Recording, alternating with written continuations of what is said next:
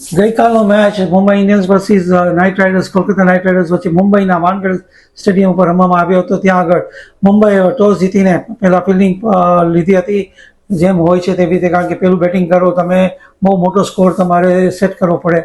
I think કેકેઆરના લોકો પણ બહુ સારું બેટિંગ કર્યું. અજિંક્ય રાણે કેપ્ટન ઓપનિંગમાં આવ્યા હતા એ, અને ફિલ હેનન જેને વર્લ્ડ કપમાં T20માં જે ફાસ્ટેસ્ટ 100 કર્યા હતા 33 બોલમાં, એ બંનેએ બહુ સરસ શરૂઆત કરી. 69 રન કર્યા 5.2 ઓવરમાં, પણ ત્યારે ફિલ હેનન આઉટ થઈ ગયા શાર્દુલ ઠાકુરની બોલિંગમાં. શાર્દુલ ઠાકુર મુંબઈ તરફથી આ વખતે રમી રહ્યો છે અને પહેલે જ વિકેટ મળી ગઈ હતી.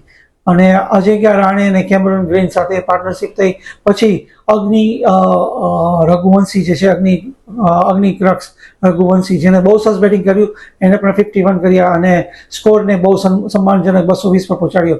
સૌથી સફળ બોલર શાર્દુલ ઠાકર 3 વિકેટ લીધી હતી. બુમરાહને વિકેટ નથી મળી, હાર્દિકને 1 વિકેટ મળી. બાકી બધા લોકોને સારો એવો માર પડ્યો હતો, કારણ કે ગ્રાઉન્ડ બહુ જ થોડું નાનું છે કમ્પેરેટિવના, અને વિકેટ બહુ સારી રમે છે. 220 રન કર્યા હતા કેકેઆરે, બહુ સારા હતા રન. 15-20 રન ઓછા કહેવાય, કારણ કે ગ્રાઉન્ડ બહુ જ નાનું, કમ્પેરેટિવ નાનું છે, પણ વિકેટ બહુ સારી હોય છે.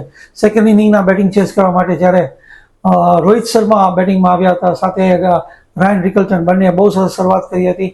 અને રાયન રિકલ્ટન જે રીતે બેટિંગ કર્યું હતું રોહિત શર્માની સાથે, બંને ક્વિક ફાયર રન કર્યા હતા. રાયન રિકલ્ટન 81 કર્યા હતા, રોહિત શર્માએ 78 કર્યા હતા 40 બોલમાં. બહુ સરસ બેટિંગ કર્યું હતું.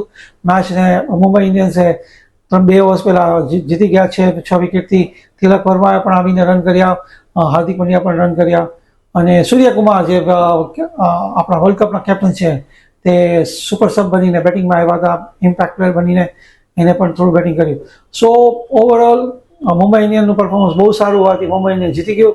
પણ એટ ધ સેમ ટાઈમ એને 14 વર્ષ પછી પહેલા મેચમાં વિજય મળ્યો હોય, ટુર્નામેન્ટ જ્યારે શરૂ થાય, એ મુંબઈ માટે બહુ મોટો દિવસ હતો. તો પહેલો જ મેચ રમ્યા અને પહેલા જ મેચમાં વિજય, અને એ પણ ઘર આંગણે અગેન્સ્ટ કેકેઆર, જે બહુ સારી ટીમ છે.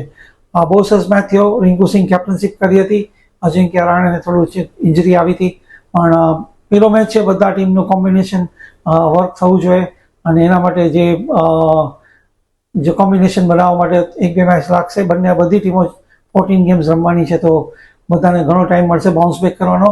પણ બહુ સરસ બેટિંગ કર્યું. રોહિત શર્મા બહુ સરસ રીતે બેટિંગ કર્યું, પૂરો મેચ બેટિંગ રમ્યા હતા, અને હી ઇઝ ફાઇટિંગ કે ભાઈ પોતાનું આ પરફોર્મન્સથી નેક્સ્ટ યરમાં જ્યારે વર્લ્ડ કપ આવે એની તૈયારી માટે, કારણ કે એક જ ફોર્મેટ રમે છે હવે રોહિત શર્મા ઇન્ડિયા માટે, એ છે ODI.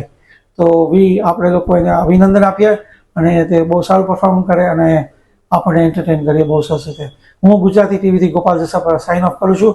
રેગ્યુલર તમને અપડેટ આપીશ, તમને મજા આવશે.